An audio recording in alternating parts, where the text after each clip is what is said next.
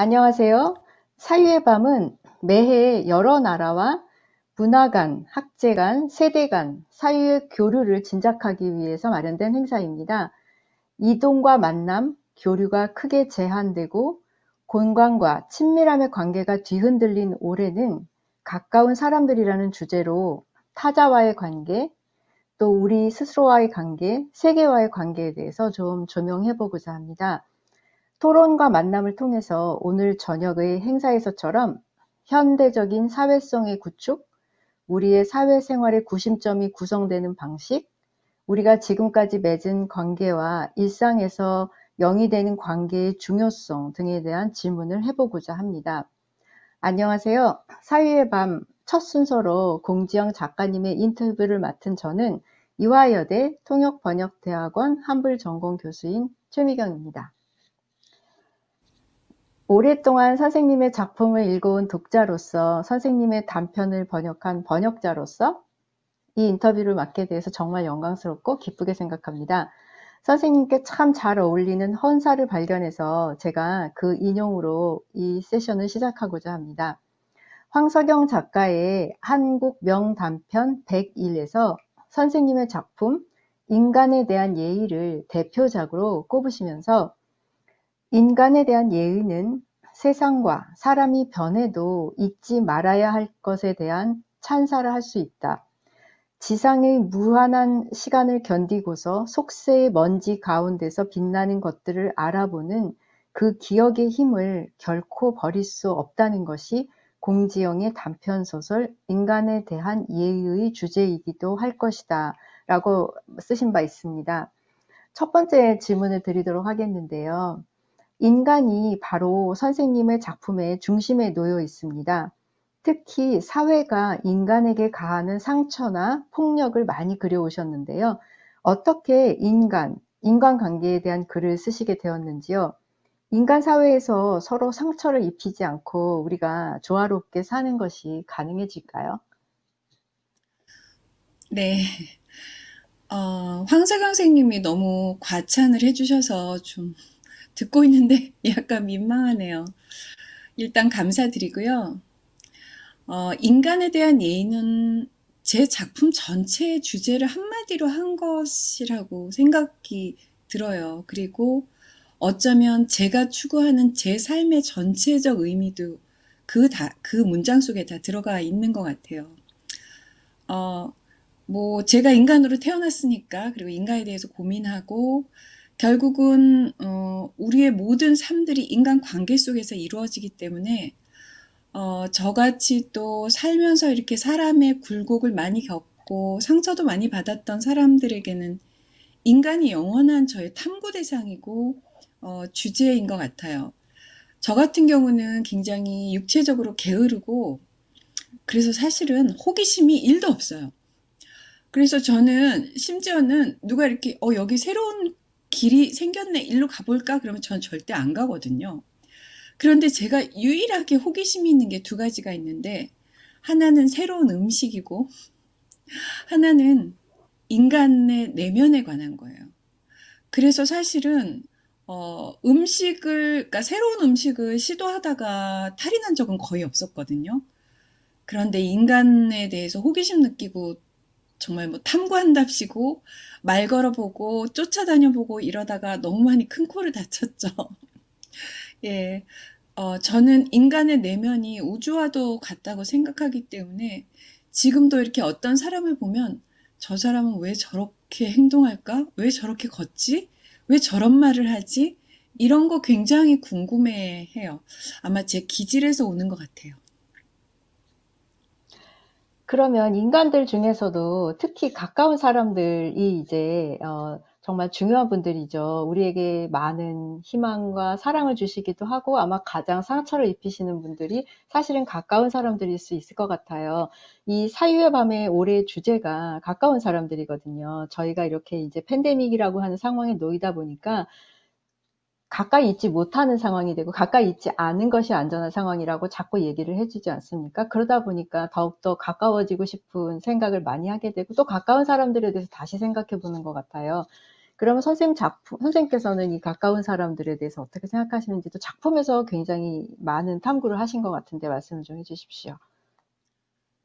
저는 일단 정말이지 살아있든 죽어있든 가까이 느끼는 사람들이 있는데, 뭐랄까요? 한 방향을 바라보는 사람? 그러니까 제가 궁금해하는 것을 현재 궁금해하고, 제가 현재 추구하는 것을 함께 추구하려고 하고, 이런 사람들 굉장히 가깝게 느껴요. 그리고 또 하나 조금 다른 이야기이긴 한데, 너무나 가까운 사람들을 원했던 것이 이제까지 저의 인생이었던 것 같아요.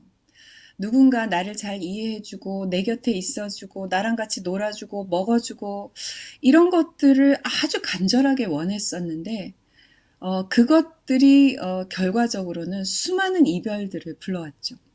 어느 날 그것을 깨닫게 되었어요. 그래서, 모든 사람은 마치 인생의 등산길을 가는 것처럼 산에 올라갈 때 같이 올라갔다가 사실은 빨리 올라가는 사람도 있고 늦게 올라가는 사람도 있고 이쪽 길로 가는 사람도 있고 이쪽 길로 가는 사람도 있다는 것과 마찬가지로 우리는 수많은 갈림길에서 헤어지고 다시 만날 수 있다. 이런 느낌을 가지는 순간부터 인생이 굉장히 자유로워졌어요. 결론은 가까이 있는 사람들의 그 물리적인 어떤 그런 존재 자체에 집착하지 않는 것, 이것이 요즘 제가 많이 생각했던 것이고요. 또 제가 요즘 삶을 통해서 자유를 얻게 되는 방식이라고 말씀드릴 수 있겠어요. 사실 지금 그 코로나 상황이기 때문에 보통 우리가 그 눈에서 멀어지면 마음도 멀어진다고 하는데 이 대한민국 정부의 표가 눈에서는 멀어지지만 마음은 더욱 가까이라고 완전히 반대로 표어를 만들기도 했는데요. 그렇다면 이제 이 가까이 있는 사람들, 특히 인간들 중에서도 선생님께서 특히 이제 여성들의 삶을 많이 조명을 하셨는데요. 조금 더 구체적으로 보면 그 93년에 출판된 무소의 뿔처럼 혼자서 가라라는 작품에서는 남녀 평등의 문제를, 또 봉순이 언니에서는 60년대를 살아간 한 여성의 삶을, 그리고 즐거운 나의 집에서는 아이가 있는 이혼 여성의 삶을 다루고 있습니다. 선생님 작품 속의 여성들은 사회적으로 굉장히 어려운 환경에 놓여 있고 배척당하는 상황에 주로 놓여 있었는데요. 왜 이런 주제를 선택하셨는지요? 왜 그런 주제를 선택했냐는 질문이 상당히 어려웠어요. 그런데 그냥 문학이라는 것이 원래 약하고 상처받고 쫓겨난 것들에 대한 문학인 것 같아요. 제가 그래서 저도 왜 제가 자꾸 저런 사람들에게 시선을 가지고 갈까라고 생각해 봤는데요. 신데렐라, 백설공주, 헨젤과 그레텔, 그러니까 제가 지금 뭐 아시는 것만 이야기하는 거예요. 전 세계인들이 다 아는. 이 사람들 다 쫓겨나고 남의 권력 앞에서 무력하고 이런 사람들이란 말이죠. 우리나라에 뭐 콩쥐팥쥐 흥부놀부는 말할 것도 없고요. 그리고 뭐 전 세계인들의 심금을 그러니까 놓았다 쥐었다 했던 해리포터조차도 사실은 약하고 무력한 그런 인간들이었다는 거죠. 어, 제가 아주 어린 시절부터 문학 작품들을 읽으면서 나도 작가가 되고 싶다라고 생각했기에 저도 그 사람들의 전통에 따라서 약한 사람들에게 먼저 시선을 주는 그런 연습을 사실은 평생을 한 것이 아닐까 싶어요. 저는 거꾸로 약자들에게 눈길을 주지 않는 작가들이 더 이상한 것 같아요. 문학이라는 건 정말 우리가 어렸을 때 들었던 정말 신데렐라서부터 계속 그런 약자들에게 눈길을 주도록 인류를 이렇게 유도하는 정말 아름다운 문화유산 중에 하나가 아닐까 이런 생각을 하거든요.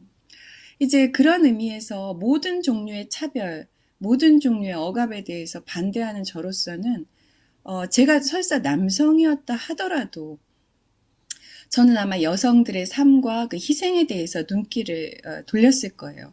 하물며 제가 여성이고 하물며 또 제가 이 보수적이고 남성 중심적인 한국에서 고군분투하며 살아온 여성이었기에 너무 당연하죠. 여성에 대한 저에 대한 눈길, 제가 여성에 대해서 가지는 동지의 연민, 이런 것들은, 당연하다는 생각이 좀 듭니다. 그러면 자연스럽게 제가 다음에 드리고자 했었던 질문과 연결이 되는데요. 사실 오늘날은 이제 한국의 경우를 보게 되면 제도도 많이 개선이 되었고 능력 있는 여성들이 무엇보다도 굉장히 많이 배출이 돼서 여성들의 사회적 지위가 상당히 향상이 되었습니다. 뭐 구체적인 지표를 좀 들어서 얘기를 하자면 국제 학업 성취 평가인 피자에서 2020학년도에 수학 점수 1위가 세계 수학 점수 1위가 한국 여성들이라고 합니다. 한국 남성들은 3위였고요. 남학생들도 굉장히 잘한 거죠. 네. 대단하네요. 그렇죠. 대단한 사람들입니다. 수학이. 특히 여학생들이 수학 잘 못한다고 그런 편견들이 있는데, 예, 한국 여학생들이 1위를 했습니다. 또 올해 한국민이 가장 신뢰하는 인물로 정은경 질병본부장님이 뽑혔습니다. 아, 이분은 BBC에서 선정한 세계의 그 2020년의 인물에도 네, 선정이 되셨다고, 예, 맞아요. 들었습니다. 네. 그리고 또 최근에 12월 달에 그 여성 해군 함장도 배출이 되었고요. 두 분이나.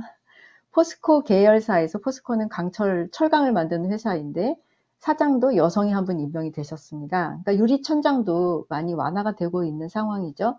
그러나 각 가정에 들어와서 보게 되면, 일상에서 보게 되면 아직도 남녀의 가사 노동 시간이 많이 불평등한 게 수치로 나오고 있고요. 또 여성들의 경우에 출산 후에 경력 단절이 심하고 또 그런가 하면 여성 살해도 뭐 한국뿐만 아니라 지금 많은 나라에서 일어나고 있고 또 디지털 범죄 등이 여성을 많이 노리고 있습니다. 선생님께서는 이런 현상에 대해서는 또 어떻게 생각하시는지요? 그리고 최근에 한국의 경우에는 굉장히 다양한 여성 작가들의 목소리가 사회적 반향을 일으키고 있는 현상에 대해서도 좀 말씀해 주셨으면 좋겠고요. 선생님께서 특히 이제 이런 현상의 포문을 열으신 작가님이라고 말씀할 수 있을 것 같은데요. 그리고 조금 전에 말씀하신 것처럼 남성 작가들의 목소리도 있어야 되는 거 아닐까요? 왜냐하면 여성이 평등할 권리에 대해서 얘기한다라는 건 사실은 인권에 대한 이야기이기 때문이죠. 일단 질문이 너무 많아가지고, 예, 먼저, 아까 우리 정은경 본부장님, 존경하는, 예, 한국의 여성의 지위 많이 달라졌죠. 저 어렸을 때만 해도 엄마가 직업을 가진 사람이 반하의 저희 한 6, 70명 중에서 한두 명도 없었던 것 같아요. 지금은 뭐 거의 다 물론 여러 가지 이유로 그 엄마들이 다 직업도 가지고 있고 사회적인 의미에서 많이 완화됐죠. 특히 공적인 영역과 공식 영역에서요. 그래서 여성들이 거꾸로 얘기하면 목숨을 걸고 그 공식 영역으로 들어가려고 말하자면 고시, 전문직여, 의사, 뭐 선생님 이런 것에 그 집중적으로 몰리는 현상, 오히려 직업의 불균형들이 더 나타나고 있고요. 제 주변에서 보면 사적 기업들, 그러니까 소위 대기업의 그룹들이나 이런 곳에서는 여성들의 승진이 아직도 거의 불가능해요. 그래서 이제 그런 면에서는 뭐 그나마 조금은 전진을 이루었다고 보지만 이것은 오로지 여성이 남성들과 수치상으로 공식적으로 이렇게 경쟁이 가능한 부분에서만 가능하고요. 지금 여성들의 불평들이 가장 취약한 지역이 사적 영역에, 그러니까 인간으로서의 자기의 어떤 존엄과 사생활의 영역이죠. 제가 제 이야기라서 조금 민망합니다만은 제가 이제 한 번은 얼마 전 언론과 인터뷰에서 그랬어요. 공지영 작가님은 한국에서 가장 많은 단행본을 판 그 성공한 작가인데 선생님도 여성차별을 느끼세요? 제가 물론이죠. 그러니까 어렸을 때 겪었던 성추행, 뭐 가정 내에서의 어떤 자잘한 폭력들 이런 거 말고 그랬더니 무엇이 있죠? 라고 묻길래 제가 이런 대답을 했죠. 언론이요. 언론에서 예를 들면 정말 아까도 말씀드렸지만 1000만 부, 1100만 부 이상의 책을 팔았고 도가니라는 책을 써서 도가니법을 제정한 그런 작가고 또 해외에 18개국 이상의 국가에서 제 작품이 번역되어 있는데 작년까지도 저를 수식하는 그 수식어에 그 3번 이혼한 작가라는 말을 계속 언론이 사용했어요. 그래서 제가 이랬죠. 이거는 정말 뭐 좋다 나쁘다를 떠나서 내 촌스러워서 정말 견딜 수가 없다. 그 언론이 여태까지 어떤 남성 작가를 가지고 이혼 횟수를 갖다 그 앞에 수식어로 단 사람이 있냐, 이 이상의 여성차별을 어떻게 더 겪을 수 있냐라고 묻고 나서 이제 요즘에는 살짝 그게 좀 들어갔더라고요. 그러니까 이런 식의 그러니까 제가 무슨 원숭이랑 이혼한 것도 아니고 하마랑 코끼리랑 이혼한 것도 아니고 인간 남성이랑 이혼했잖아요. 그런데 그 남성에게는 이혼 딱지가 전혀 상관이 없는 거예요. 또 하나는 이제 제가 성이 다른 아이들 셋을 키우고 있는데 우리나라에서 성을 되게 강제적으로 통일시킬 수 있어요, 제가. 근데 저희 애들이 공씨가 싫다고 그래서 그냥 놔뒀거든요. 그런데 이것도 또 계속 언론에서 성이 다른 아이 셋을 키우고 있는 공지영 작가. 그 정말 재밌는 거는 아니 그러면 제가 성이 다른 애들 셋을 버려야 이게 기사가 되는 거지. 성이 다른 애를 엄마가 키우고 있는데 그게 왜 무슨 문제가 된다는 겁니까 도대체. 애들이 이마에다가 무슨 애들이 설사 뭐 하나는 황인종 하나는 뭐 흑인이든 무슨 상관이란 말이에요. 남이. 제가 작가인 것에 그것이 무슨 의미가 있을까. 그러니까 제가 이제 제 이야기인데서 이렇게 우습게 얘기하는 건 우습지 않아요. 한국이란 사회가 그러니까 여러 가지 지표상으로 굉장히 지금 선진국으로 가고 있는 사회지만 이런 문화적 전반에 대해서 너무 촌스럽다는 거죠. 그런 의미에서 여성차별이 이런 촌스러운 폭력들에 의해서 계속되고 있는 거죠. 제가 요즘에 이제 서울을 떠나서 한국의 남쪽에 있는 섬진강 변에서 살고 있는데 그러니까 시골 같은 경우는 그 정도가 좀 심해서 나중에 제가 여성으로서 겪은 에피소드만 모아도 코믹한 소설집 하나가 나올 것 같아요. 예, 그러니까 뭐라 그럴까요? 뭐 제가 그렇다고 해서 이 전체를 다 폄하한다기보다는 여성들이 피부로 겪는 이런 삶들은 몇몇 성공한 사람들을 내세웠다고 해서 그게 여성 평등이 되는 게 아니란 말이죠. 예를 들면 올림픽에서 금메달을 3등 내지 2등으로 땄다고 해서 온 국민의 체력이 좋아지지 않는 것과 똑같은 이치라고 생각해요. 그런 의미에서 앞으로 더 이제 소외된 여성들에 대해서 더 많이 제가 관심을 가지게 될 것 같고요.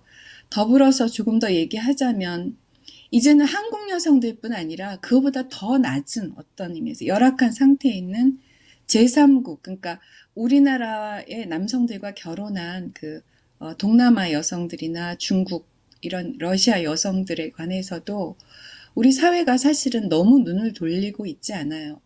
제가 있는 경상남도와 이 전라남도, 제가 경계에 살고 있는데요. 이것만 해도 지금 50% 이상이 다국적 가정이거든요. 프랑스도 이미 이런 것들을 경험했다는 것을 제가 다른 책들을 보고 알고 있었기 때문에 프랑스 정부가 했던 정책이나 그 당시 작가들의 활동 같은 것도 나중에 좀 알고 싶습니다. 맞습니다. 이제 저희가 좀 더 다문화에 지금 이제 관심을 가지고 기울여야 되고, 약자에 대해서 더 목소리에 신경을 써야지 되는 사회인 건 맞는데요.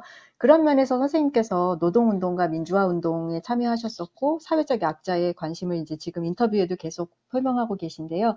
특히 제가 읽었던 작품 중에서 쌍용 자동차 노동자들에 대한 르포타주였었던 의자놀이를 저는 굉장히 이렇게 뜻깊게 읽었고, 또 도가니에서 이제 장애인들에 대한 성적 탄압이나 폭력과 과혹 행위를 다루셨고, 영화화되고 관련 법이 지정되기까지 이르렀는데, 선생님께서는 그러면 문학이 사회를 변화시키는 힘이 있다고 믿으시는지요?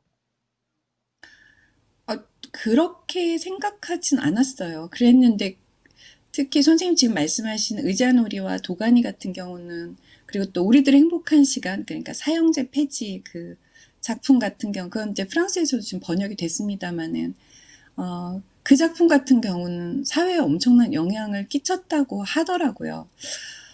대신, 저는 문학이 인간을 변화시킬 수 있다는 건 알아요. 왜냐하면 제가 어린 시절에 프랑스의 뭐 까미나 뭐 사르트르, 그다음에 시모느 드 보바르, 저 어렸을 때 읽었던, 그다음에 뭐 레미제라블 이런 거를 가지고 제 인생이 변해 왔으니까요. 다만 제 책을 읽는 독자 한 사람에게 제가 깊은 울림을 줄 수 있다는 건 믿어요. 그리고 그런 편지를 많이 받았죠. 선생님 때문에 제 인생이 바뀌었어요. 근데 제가 생각하기에는 바뀌진 않고 각도가 한 1도 정도 이렇게 약간 수정되거나 아니면 원래 그렇게 생각했는데 아, 맞지? 이런 정도 생각한 게 아닌가 싶지만 그럼에도 불구하고 어떤 문학, 그러니까 문학이라는 건 결국 제가 긴 이야기를 그 미지의 사람들에게 들려주는 거잖아요. 일종의 소통을 하는 것인데 그 사람들이 제 이야기를 귀 기울여 듣고 저의 의견에 찬성할 때 그 사람들의 인생도 조금은 각도를 튼다고 그것은 믿고 있어요. 네, 저도 적극적으로 공감합니다. 사실 크게 달라지게까지 할 용기는 없다 하더라도 다른 그 삶에 대해서 내가 신경을 써야 된다든가 내가 의식해야 된다라고 하는 어떤 양심적 각성 같은 것은 분명히 있을 것이라고 저는 믿습니다. 또 네. 선생님께서는 문학적인 성공과 상업적인 성공을 모두 이루신 작가신데 거기에 안주하시지 않고 끊임없이 사회에서의 불의에 대해서 계속해서 현재도 목소리를 내고 참여하고 계시고 저는 응원합니다. 그래서 소송도 걸리시고 악플도 많이 받으시는 걸로 아는데요. 그럼에도 불구하고 목소리를 내시는 이유가 있을까요? 어느 날 그런 생각이 들었어요. 뭐 원래 사실은 솔직히 얘기하면 성질이 불같아서 그러는 게 가장 솔직한 말인데, 그러니까는 예를 들면 저 예전에 이제 길을 지나가다가 그냥 개인인 제가요. 길을 지나가다가 이렇게 이상한 소리가 들려서 이렇게 보니까 어떤 남자가 차에서 여자를 막 때리고 있더라고요. 그래서 제가 몰래 신고를 하면 되는데 제가 일단 소리부터 질러 그러니까 막 야, 너 여자 팬 나쁜 놈 너 때리지 마 이렇게 얘기하고 그러니까 그 남자가 때리다 말고 저를 쳐다보더니 다시 때리더라고요. 그래서 제가 이제 그때 신고를 했죠. 그 신고를 하고 경찰이 온다는 걸 아니까 이 남자가 저를 쫓아오는 거예요. 그래서 제가 이제 막 도망가고 막 이랬던 일도 있었는데 이런 거 이제 그냥 저의 성정 중에 하나고 또 하나 이제 좀 그래도 점잖게 이야기를 한다면 어, 저는 정말 사회에 빚을 많이 진 사람이에요. 그러니까 좋은 가정에서 태어나서 좋은 교육을 받았고 또 몸도 건강하게 잘 태어났고 머리도 그리 나쁘지 않았어요. 글재주까지 공짜로 얻어서 태어났는데 그리고 선생님 말씀하신 대로 많은 대가를 받았죠. 돈과 명성 그런 것들을 받았죠. 어, 고통받는 약자들이 저에게 편지나 전화나 문자로 선생님이 이런 일을 당했어요. 도와주세요 했을 때 거절할 수가 없었어요. 어, 제가 이렇게 저인 것은 제가 노력만 해서 된 것은 아니거든요. 저 사람들이 고통받는 것이 저 사람들이 잘못해서만은 아닌 거랑 똑같다고 생각했기 때문에, 그러니까 공짜로 혜택을 많이 받은 내가 조금 이렇게 욕 먹고 또 고소당하고 뭐 이러더라도 제가 좀 편을 들어줘야 된다. 왜냐하면 저울 자체가 너무 편파적으로 기울어져 있으니까요. 저 별로 사실 힘도 없어요. 그런데 그냥 그래도 유명한 작가 하나가 우리를 위해서 이렇게 목소리를 내줬다 하면 너무 좋아들 하는 거예요. 그래서 그냥 정이 끌렸다고 할까요? 이제 좀 자제하려고 생각하고 있습니다. 다음 주에도 경찰서에 출두해야 돼요.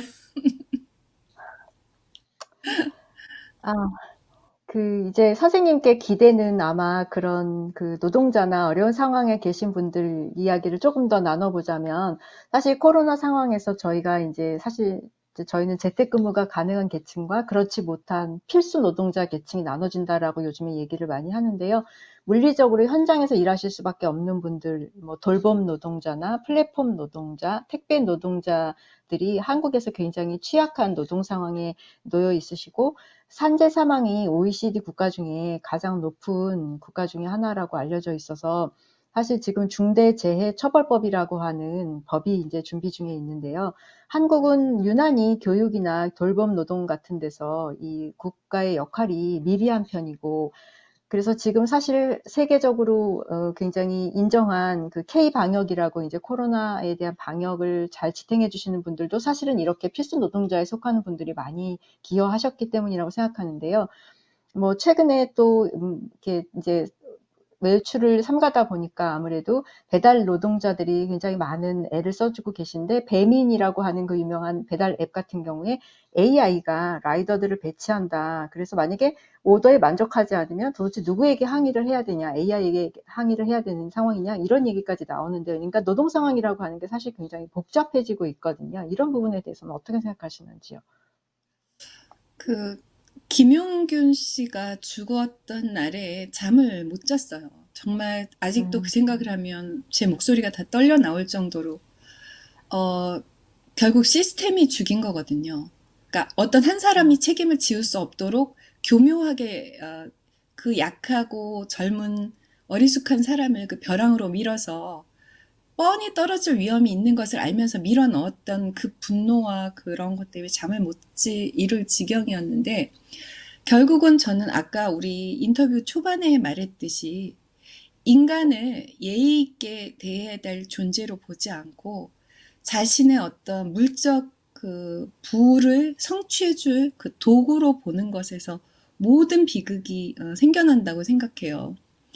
제가 늘 이 문학의 중요성에 대해서 이제 강연 같은 거에서 얘기할 때마다 이런 이야기를 합니다. 지금 이제 우리가 프랑스와 함께 이야기하고 있지만, 사실 프랑스 남쪽에서 큰 교통사고가 나서 만약에 기차 하나가 전복됐다 하면 우리는 그 뉴스를 들을 수 있어요. 그러나 사실 잘 그 비극성을 인지하지 못해요. 왜냐하면 우리는 프랑스 사람들이 기차를 타고 다니는 삶을 잘 이해할 수 없기 때문에 우리가 그러니까 잘 모르는 거죠. 그것은 우리 집 강아지가 다친 것보다 내 가슴을 덜 아프게 해요. 그 왜 그러냐면 우리 집 강아지는 내가 매일 보는 거고, 뭘 좋아하는지, 어떻게 먹는지, 어떻게 누워 자는지 우리가 많이 본단 말이죠, 일상을. 그런데 프랑스 남부에 기차를 타는 사람들의 일상을 우리는 몰라요. 만일 한국에서 프랑스 남부의 어떤 그 삶을 다룬 영화나 아니면 뭐 드라마나 혹은 소설이 만약에 크게 사람들에게 알려졌다면 우리에게는 그 기차 사고가 분명히 다르게 느껴질 거예요. 결론은 그 사람들 하나하나를 그렇게 AI에게 그러니까 배치하도록 한 사람은 사람일 거 아니에요. 그러니까 굳이 인간을 이렇게 인간으로 보지 않고 하나의 번호로 보고자 하는 그런 의도죠. 결론을 이야기하면 수용소, 제가 이제 그 맨발로 골목을 돌다에 썼던 그 수용소 같은 경우 인간을 번호로 부르잖아요. 그것은 인간이기를 내가 지금부터 잠시 눈 감겠다는 얘기거든요. 결국 우리가 사회적 약자들을 대할 때 누구나 가지는 그 양심의 가책을 외면하기 위해서 말하자면 그런 번호화 시키는 작업이라고 생각해요. 그리고 이것에 가장 저항할 수 있는 무기는 예술입니다. 예술은 작은 인간, 작은 꽃 하나의 그 아픔과 아름다움을 조명할 수 있는 유일한 인간의 발명품이기 때문에 예술 작품으로 그것을 대했던 사람만이 인간을 인간으로 다시금 바라볼 수 있게 되고, 그 예술을 제외한 모든 사회적 시스템, 경제, 특히 정치 이런 것들은 사람을 자꾸 숫자화시키려고 하는 게 아닌가 싶어요. 그러니까 그런 의미에서 저는 단순히 문학뿐 아니라 모든 종류의 예술들이 인간, 생명, 꽃, 동물 하나, 다친 고양이의 그 아픈 발 하나, 이런 것들에게 우리가 점점점 이렇게 감수성들을 잃지 않을 때 인간을 바라보는 시선을 우리가 좀 더 잘 가질 수 있다는 신념을 그냥 갖고 있어요. 감사합니다. 정말 감동적인 메시지였던 것 같아요. 지금 그러면 이제 선생님께서 지금 바로 언급하신 그 맨발로 글목을 돌다라고 하는 작품이 이제 이상문학상 수상작이고요. 이화여대 통역번역대학원의 제 문학번역 수업 시간에 번역이 이제 학생들과 해서 프랑스의 브레브라고 하는 지에 출판이 됐고요. 선생님께서 역사적인 시각으로 개인의 고통을 조명하신 저는 정말 대작이라고 생각하는데요. 프랑스의 저명한 작가 에릭 파이가 일본인의 실종이라고 하는 작품에서 이 작품을 인용을 했습니다. 그래, 어떻게 살았느냐? 희망을 버리니까 살았죠. 아이들이 태어났고 저 아이들을 위해서 살자. 일본에 돌아갈 꿈을 포기하자. 에릭 파이 작가는 북한에 납치된 일본인과 가족이 겪었던 고통을 담담하게 적은 작품을 썼는데요. 희망이 없어야지 산다라는 게 굉장히 역설적이죠. 이 작품에서 선생님께서는 역사와 인간, 종교, 문학의 다양한 측면을 다루는 굉장히 복합한 그런 상호 텍스트 구조를 마련하셨었는데 구상하시게 된 배경을 조금 간단히 설명 부탁드리겠습니다. 저희가 시간이 그렇게 네, 많이 네, 남지 네. 못한 것 같아서요. 일단 그 난해한 작품을 번역하셔서 감사합니다. 어려우셨을 것 같고요. 그냥 간단히 좀 이야기하면 이런 거였어요. 제가 그때 인생에서 굉장히 극심한 고통의 터널을 잠깐 지나온 후였는데, 이상하게도 고통스러울 때 다른 사람의 어떤 고통을 겪은 기록들이 굉장히 위로가 되더라고요. 그래서 이제 그런 것들을 찾아 읽다가 우연한 공통점들을 발견했죠. 그 고통을 난데없이, 그러니까 일본 사람이 북한에 납치되고, 뭐 그 정신대 그러니까 끌려가고 아우슈비츠에 수용되고 그 저작을 남긴 사람들이 다 무죄한 사람들이었다는 거죠. 그 우리가 흔히 하는 말로 왜 죄 없는 사람들에게 이런 일이 일어나지? 라는 그 아주 오래되고 쉬운 질문 있잖아요. 이 질문을 한 거예요. 그런데 문득 그 사람들을 모아놓고 제가 그 질문을 계속해서 하다가 답을 얻었어요. 그 답을 제가 그 책에 써놨는데 어쩌면 의미가 있다면 무고한 사람들이 이런 일을 당하는 이유는 자신에 대한 선의와 긍정으로 인간의 위대함을 거꾸로 그러니까 증명할 수 있기 때문에 어쩌면 그런 것에 의미가 있을 수 있겠다. 그러니까 그런 고통이 인간을 파괴하는 것만이 아니라 그 파괴되지 않는 어떤 마지막 그것, 그러니까 황석영 선생님이 이제 칭찬해 주셨던 그 문구를 하면 결코 사라지거나 변해서는 안 되는 것들을 지켜내야 하는 그런 의무, 인간으로서의 의무들, 이런 것들을 좀 써보고 싶었는데 쓰면서 정말 사실 가슴 많이 아팠어요. 특히 그 일본인 분은 거꾸로 제 소설의 일본인 번역자이십니다. 네. 그 어려운 상황일 때, 고통을 받는 사람에게 서로 이제 의지하고 그러면서 도움을 받고 그러는 부분이 너무 참 잘 이해가 되는데요. 선생님 최근에 쓰신 그 에세이집 그럼에도 불구하고에서도 그 약자에 대한 그런 그 애정이 굉장히 많이 등장하는데 외부에서 구원을 기다리지 않고 아니면 위로를 기다리지 않고 스스로 회복력을 기르도록 애써야 하는 것, 스스로를 하라고 하는 그 메시지가 저는 굉장히 좋았거든요. 이렇게 약자가 많이 더욱더 고통을 받는 팬데믹 상황을 작가로서는 어떻게 보고 계신지 간단히 말씀 부탁드립니다. 어, 뭐 우리나라의 대통령이시기도 하지만 제가 개인적으로 굉장히 존경하는 문재인 대통령께서 얼마 전에 고통은 누구에게나 공평하지 않다. 이 팬데믹은 공평하지만 그들에게 가해지는 고통은 공평하지 않다라는 아주 좋은 말씀 하셨어요. 그렇게 생각합니다. 3일 굶는 사람이 한 끼 굶는 게 더 힘든 거거든요. 예, 그런 의미에서 오히려 지금 같은 상황이 우리가 인간의 어떤 정말 진정한 인류의 그리고 이런 따뜻함, 사랑을 좀 나눌 수 있는 절호의 또 기회라고 생각할 수도 있을 것 같아요. 제가 이제 거의 시간이 다 돼서 마쳐야 되는데요. 선생님 뭐 혹시 맺은 말 뭐 말씀 주실 수 있을까요? 아니에요. 선생님 너무 제 작품이나 저에 대해서 많이 이해해 주셔서 제가 오늘 인터뷰가 굉장히 편안했어요. 제가 그러면 다시 황석영 작가님을 인용하면서 이 인터뷰를 마치도록 하겠습니다.